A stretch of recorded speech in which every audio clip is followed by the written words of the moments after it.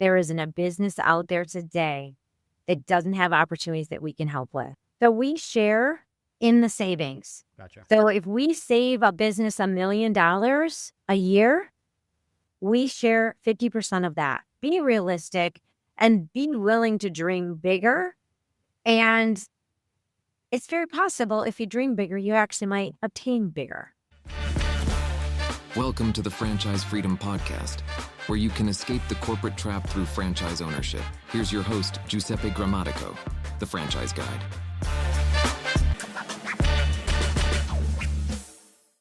Okay, and welcome to the Franchise Freedom Podcast. I'm your host, Giuseppe Grammatico, your franchise guide, the show where we help corporate executives experience time and financial freedom. Thanks for joining us today. We have a very special guest. We listened to your suggestions. You were sick of hearing from me, so we brought on some rock star guests. And today we have Lisa Hennigar from Era Group. Lisa, welcome to the show. Thank you. It's good to be here. Yeah, I'm excited. We planned this way back when, and then I had to reschedule on you. So I'm glad we got to chat today. So before we dive in, I have so many great things I want to ask you and talk about your background and things like that. But I always said I used to give the bio. I want you to give your kind of background. Who is Lisa and how did you get into franchising? Because only my guests will say it best. So I love franchising. It has absolutely changed my life. I love it. I have such passion for it. My kids who are trying to figure out what they want to do in life and think they need to, sometimes they get overwhelmed because they're like, you love what you're doing. Why do you love working so much? I answered a newspaper ad back in the day, 22 years ago, which is not even a thing today. And a guy took a chance on me and he literally said, I'm going to take a chance on you. We both were from the printing industry. And he said, I want to mentor you because you got chutzpah. And I owe so much of how I think and how I move in franchising to him, quite honestly. So my background has very much been a change agent, very much for the franchisees, which sometimes causes me to be a problem because I'm always challenging the franchisor to do better, to do more, to support and just show that profitability to franchisees. So I've been on both sides of the fence of franchise development, operations, and I've also been a consultant for a minute.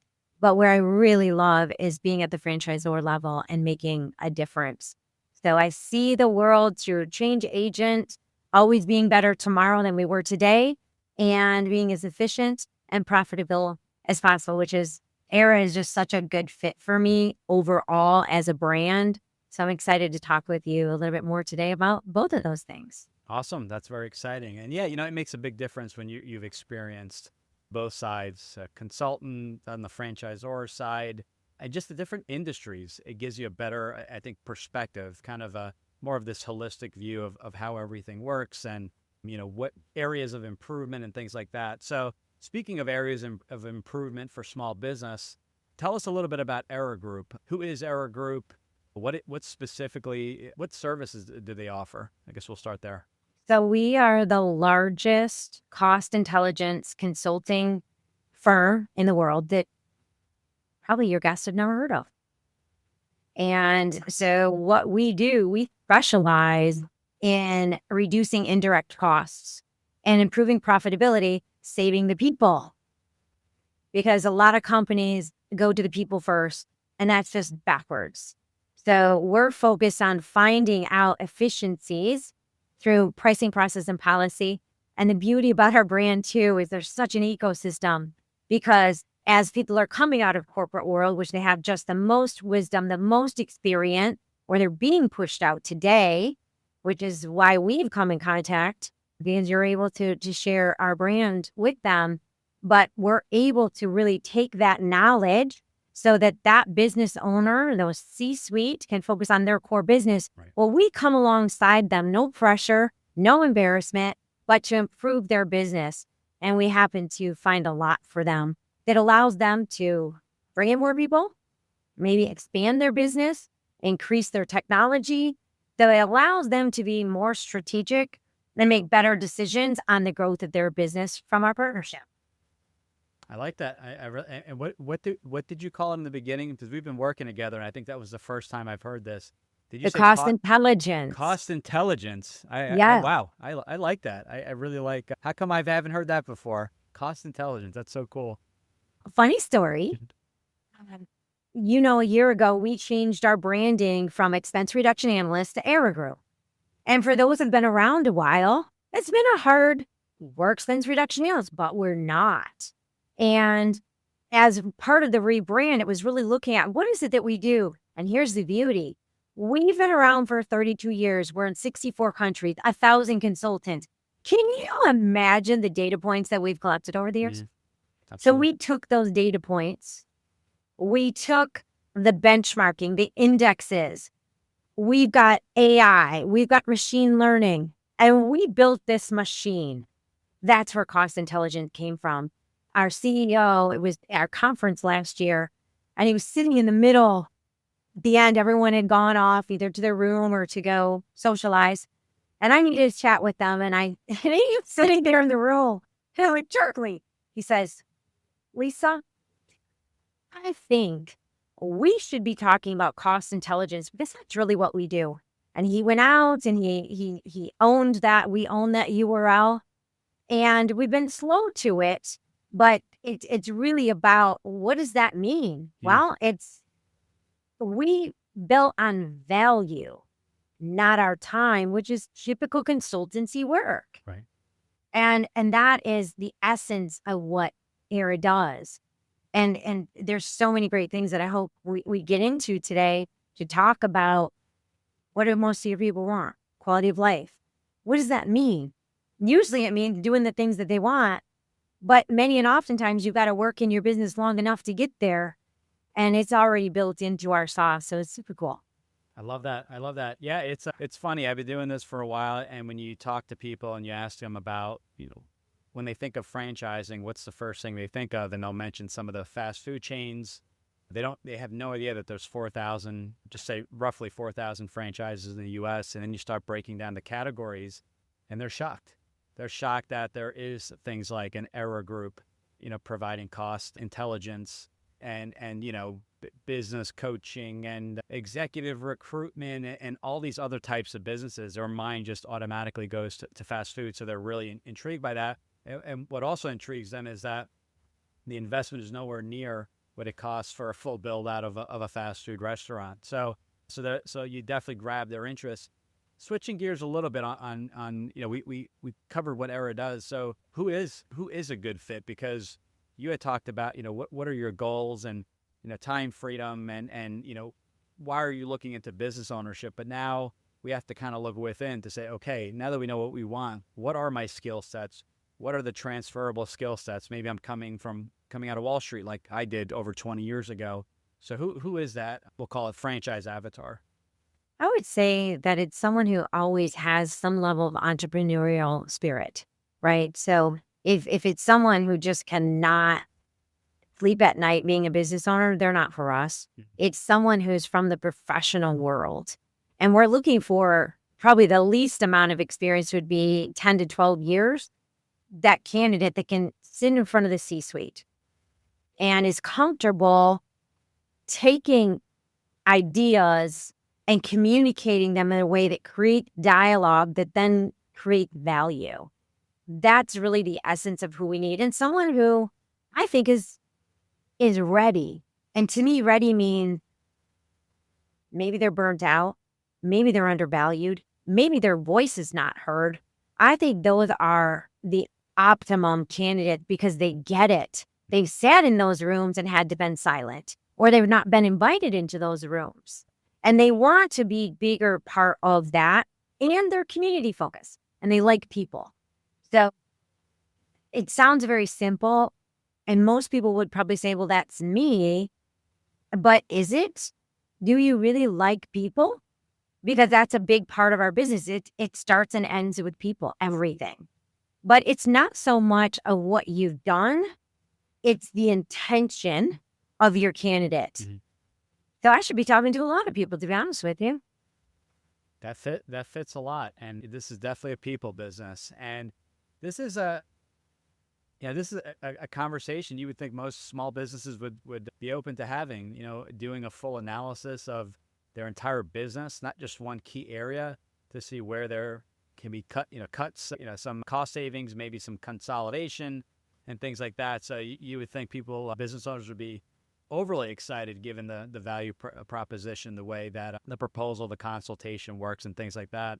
One, I know the answer, but just for everyone listening in, a lot of people hear this and maybe it's the way I'm describing it, but they're like, you know what? I'm not an accountant. I don't run P&Ls and balance sheets. And I'll come back and say that this is not accounting. So talk to us a little bit about, the areas that you're potentially able, the number of areas, maybe some ideas, some samples maybe of areas you can potentially save a small business on. No, I love that question because you're right. There's a lot of confusion around our brand and understanding. And many people think it's a financial model. Right. It's not. It's not. It's a consulting model, which a lot of people think because cost is in there. We're looking at indirect costs of a business, pricing, process, and policy. Okay. And so when you look at the joint venture model, because all of the people who do the work in our business are joint venturing together from their expertises. And I'm just going to give you the U.S. because that's where we are, and that's what I'm overseeing is North America's. We have over 75 different areas of expertise here at ERA. Wow. And if you want to get granular, which you can, I would say it is between 200 and 300 expertises. What do I mean by that? Solar. You look at utilities. It could be oil. It could be electricity. It could be solar. Okay. You look at healthcare. It could be senior. It could be operations. It could be equipment. It could be dental. And we have that breadth of expertise. And so you might have someone out there who's coming from a marketing background and they're like, I cannot imagine getting another job. I'm just done. They could be a great candidate. You might have someone who has been in the SaaS area. They could be a great candidate as long as they enjoy talking with people. Who's not the best candidate for us is someone who likes spreadsheets more than people. I like that. That answers that. I mean, it's pretty straightforward. You don't need to be an expert. It sounds like ERA will train you in all these areas. The joint venture, if I understood correctly, you're working with other franchisees across the country in order to help with those specific areas. And I don't know if you can share this, and if not, that's okay. But are you able to share, what does this cost? Is there even a cost for the analysis? Is there anything you can share? I can share anything you ask me today. Let's do it. Let's share it. So we're sharing. No, that's the beauty. We have a promise to our potential client that we will give you an assessment because we know there's a couple exceptions and they're very well-known nonprofits that we've looked at, but that's it. And I can say this with a lot of confidence. There isn't a business out there today that doesn't have opportunities that we can help with. And we're typically focused on that 10 million to 250 million, all the way up into the billions. So as we're looking at their business, we have all those data points that I was talking to you about. So all we need is their general ledger and P&L. Now, of course, there's some categorization and sometimes there's some back and forth, but it's fairly easy. We can put that into our machine and we can bring that back and show them their business in a way that they cannot have all systems connecting. And so we can have some great dialogue with them. And so it's not even a hard sell for us. Mm-hmm. Then it becomes, these are the areas of the biggest opportunity. We could get started on them today. And going back to our expertises, and we just had a group validation call. We have a guy who does ingredients, food ingredients. Getting down, and we were talking about bread. And he was talking about an ingredient that the client was using was a pharmaceutical grade. They didn't know that. So they were always doing what they had always done. So he came in and said, this product is equivalent and it costs $2,000 less a barrel. And they were buying millions of barrels. Sometimes you don't even realize it's something you're missing, that something as simple as that, and that's just one area. So that level of expertise is what we can bring to a client. And who thinks of an ingredient expert in cost intelligence? But that's the scope and the breadth that we can bring. You think of sea freight.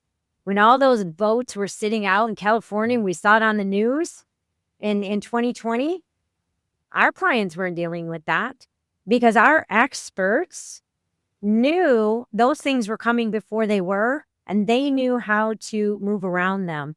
So our clients, that Eric's client, did not have the disruption that much of the rest of the United States was dealing with. That's amazing. What does it look like for the client that is open to that? Sounds like a free analysis, and then can you share costs, or what does that look like? So we share in the savings. Gotcha. So if we save a business $1 million a year, we share 50% of that. And when I say we, I mean our franchise owners, right, and their collective group. That's how it works. And so a good way to think about it is when we go in and work with a client, here's their level of expenses. You take all their line items and you group them. Here's their expenses. When we come in and we do our work, now their expenses are here. So we bill on that gap for the next 3 years, and we share in that savings with that client so they can take that 50% and push it into their business in a very strategic manner to either hire more people, invest in technology, grow their footprint, whatever is take some more profit, whatever is their goal. Love that. Yeah, that's huge. And what business isn't looking in an up or down market looking to save expenses and lower their costs? So I really like that. Yeah, add one more thing. Yeah, absolutely. Going back to your potential client, this is the beauty too, because as we bill on value to our client, our franchisees benefit from the value to their bank account.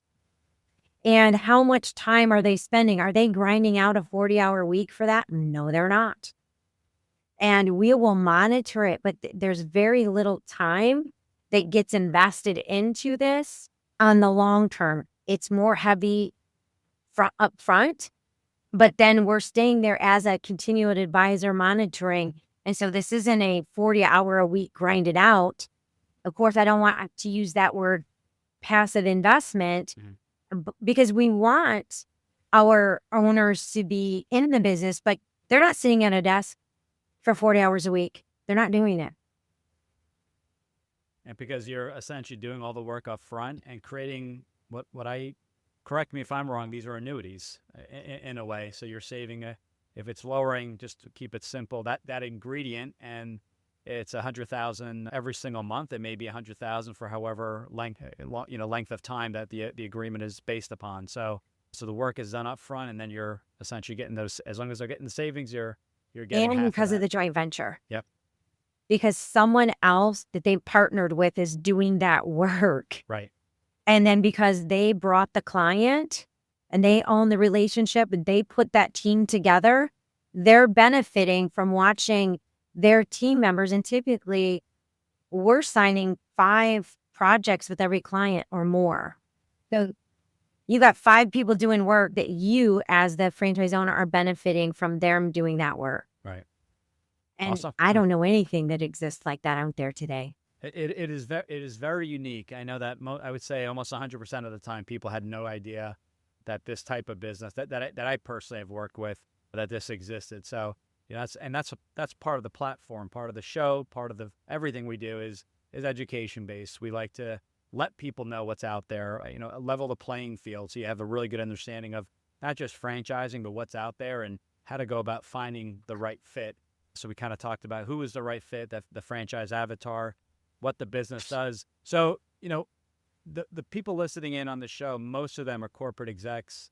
They are looking, maybe they had a side business, an Airbnb or something on the side, but they're looking for either creating a safety net for their job in the event of the next downsizing, or like myself, I hated my job and was not happy whatsoever. Long commute, didn't like the role, and wanted an exit So what advice would you give to someone that is early on in the stages, trying to figure out if franchise or business ownership is the right fit? Any advice from, either a book recommendation or a good place to start? Because I always like to ask this question to all my guests. Well, this just kind of came up this week. I know the value of a coach, a consultant. And I think that's the first place, that find someone like yourself who is doing this on a day-to-day basis, who's investing into it, who's taken the time. I know we've had many conversations for you to learn my brand.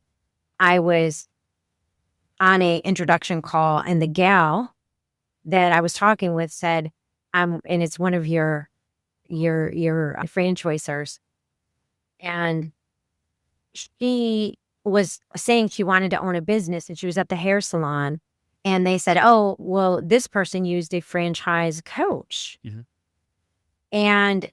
And she didn't even know it existed. So I think that's a really good advice. I am amazed when people, they come in and they just expect, they know there's so much involved in franchising. And to have someone like you educating them and walking them through, I think it starts there. The next I'm going to say is, why are you doing it? And really getting real with that. Mm-hmm. I think people are running towards something. They're running away from something, walking, striding. We all have different degrees of that. You're right. It's how bad is it, or how bad do you want it? What's driving you?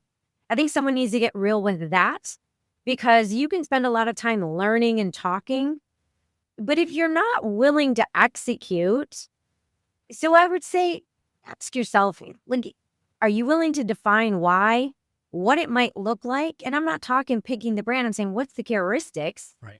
And then getting real with yourself if you're ready to execute and really want that and be willing to do what it takes to get it. That's my personal opinion of just being involved and watching people and meeting people that should move forward and don't because they're scared.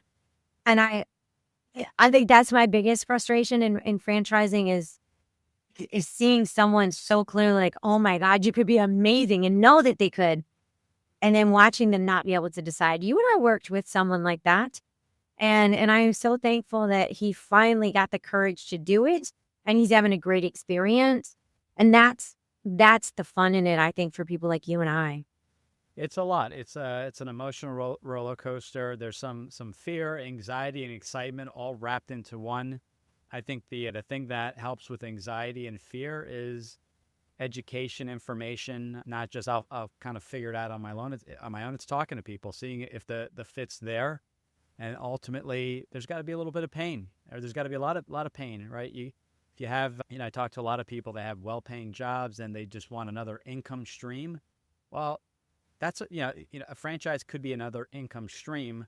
It is an investment, but there's going to be a time commitment. This isn't investing in the stock market where you're just monitoring your stocks once a week or once a month. So it's really making sure everything adds up. If you don't have the time to management, it may not be a good fit, because it is not a passive opportunity like we see in the stock market, in real estate syndication and things like that, where there's really not much there aside from doing a little research, investing, and then monitoring the performance on a monthly basis. So it's making sure everything lines up. And when people say, how successful are you in placing franchises? I go, I don't even know what that question means. It's actually a real, it's meant well, but it's a really silly question, because my success, I always say, if you learn something from me, forget about if you bought a franchise. If you learn something, great, but it's not my job to say you have to sign a franchise. My job is to educate, show you the way. And there's a percentage of people that move forward, but I don't sign the agreement. I'm not the one saying you have to sign today. We're not, buying a car here and it's the sale's up today. So my success is if you learn something, if you gain something, that's great. But it's up to you, that person looking to buy to invest in the franchise, to do your homework and make that decision based off of yourself, your family's support and due diligence. So this is a phenomenal opportunity if the fit's there, but you owe it to yourself to pick up the phone and have a conversation. And it starts I love that. Yeah. I'm thinking about our client base, the people that you send to us, and they are highly successful. highly intelligent. And I would just add in there, be willing to know that you don't know everything, even though you know a lot Right. about something. And then seeking the person out that you feel you can trust, because everyone in our industry is not predatory. In fact, we have the same goals that they do, is finding the right fit. And that's what I would say to someone who's out there. If you're not working with the coach that you feel that way, find that coach. Right. Because they're out there. And I think that makes a big difference too. Someone who's listening to you, and sometimes you might not like their feedback, but you need to hear it. Yes, you got to be open and honest. Some people call me, they're gung ho on the brand, they love it, and I'll just say, you know what, unfortunately, that's not going to work. And they'll say, why isn't it going to work? Well, I know who the avatar is, but I also know if they're even available in your state or if they're even sold out. And I always say, you know, start with yourself, as you mentioned. You know, what's the goal here? What's the ideal business? Is it to create a legacy? Is it to get out of the job you hate and create some time and financial freedom? Or would you have maybe a longer outlook? But figure all that out. And then the brands, I think, come in towards the end, because we don't know what's a good fit until we have a few phone calls and you do a little bit of soul searching and figuring out if everyone's on board and whose role is going to be what. Will you have partners? There's a lot there. So for those asking, what's the hot franchise? You know, you could pull up the top 500 list on Entrepreneur Magazine if that's what you consider the top 500. I had Jason Pfeiffer, for Entrepreneur Magazine, their editor-in-chief. You could work off of that, but my challenge to everyone listening is figure out what this ideal business looks like, whether it's working with myself or another coach, or you're doing it on your own. You know, figure that out and then talk to an industry insider to see what are the best kind of opportunities and resales in your market. Anything else we have not talked about that you would like to bring up, whether it be on our group or franchising in general?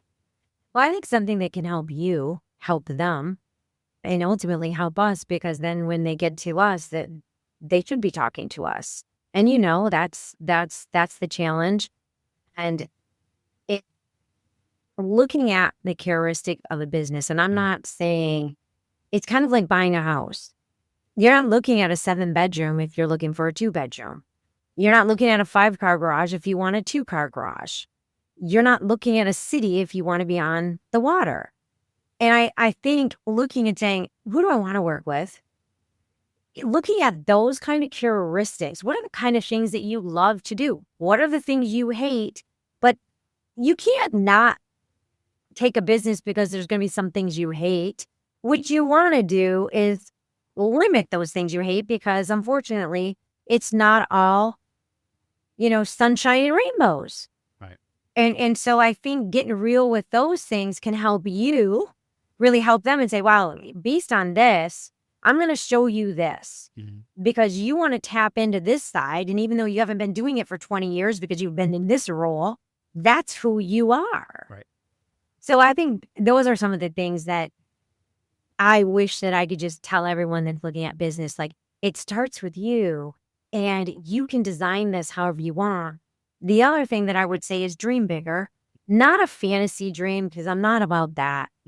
What do you want? What does it look like? You want that second home? You want that summer in Italy? What do you want? Right. Because it starts with that. Because if you want that summer in Italy, my brand can do it. But if you have a window cleaning, that might be tougher. It might be eventually.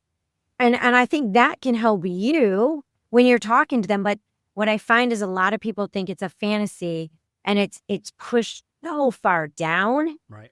that even though they want it, they won't breathe it. And I think if they would just breathe it, then they can have it. And I know that sounds a little foo-foo, but I've seen it.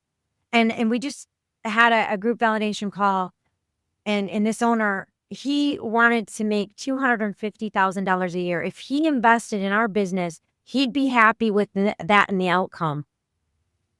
Now, I'm not making an earnings claim, but this gentleman read that. He got paid that out in 1 month because of our model.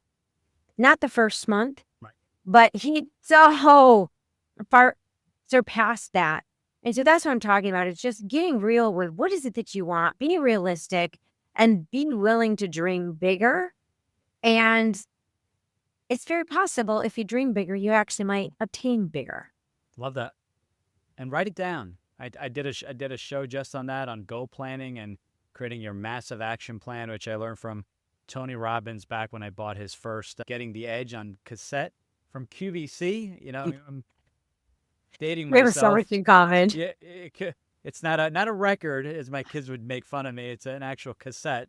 But yeah, you know, writing it down, and I have my goals. I review them every single day. It takes all of 5 seconds, but having something about having it in front of you and Yes. constantly reminding yourself, because sometimes you go into a tailspin. Sometimes you kind of forget why you did all this. You had a bad month, a bad day. So I think the I thought of 2 reminders. books now that you're talking. Okay, hit it. Think and Grow Rich. Okay, Napoleon Hill. I have so many copies of that just so I can give them to people. Now, whether they read them or not, I don't know. And then EOS by Gino.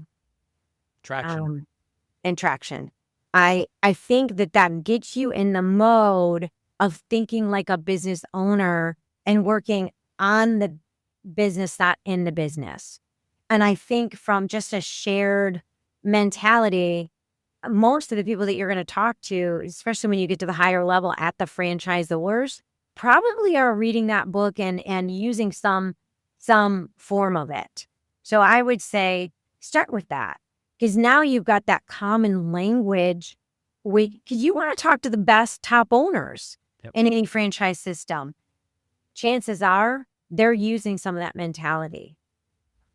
Love that. I want to make one comment about Napoleon Hill, Think and Grow Rich. I had someone make a comment to me years ago. This has got to be over 10 years ago. This person, I don't think read the book or understood the book, but he's like, well, it's not all about riches. There's other things that are, you know, much more important. And I looked at him and said, I don't think you read the book. I think I missed riches, right? If you think it and believe it, it will happen. Can mean many things. Riches literally maybe means money, but riches can also mean time freedom and so many other, having great memories and travel and all this other stuff doesn't necessarily just mean money. And I think they misinterpreted, or they just didn't read the book. But, you know, for anyone listening in, that was just a comment that has stuck to me. It's been over 15 years when that person had mentioned that to me. So I thought that was pretty interesting. So 2 phenomenal books. I have a sign in my house, and I have it right by the kitchen so my girls will read it. Because we meet these people, and I probably was one of those people because that's the generation I came from. But it says, the secret to having everything you want is already believing you do. And what that really means is to be happy and have the gratitude with where you are. Because when you're truly happy with what you have, you can have more. And I've seen that in my own life. And I think that's part of the fun of getting older and getting these wrinkles and all these other things is having that wisdom and truly learning to be happy. And I love franchising because I think if it's done right, it changes people's lives. And I'm never going to stop. I go to sleep, I wake up, anything I do is it's all entrepreneurism. And I look at it of getting that person from here to where they want to be. And I do believe that our country was founded on entrepreneurism. And so why doesn't it make sense? It does. It's the best. We're the best GDP. I mean, you look at the economy, it is small business ownership that keeps things going. People don't realize. Amen. No, I love that. Yeah, that was a great way to kind of end the show here. One last thing, and I'm going to put you on the spot here. So I always ask our guests interesting fact.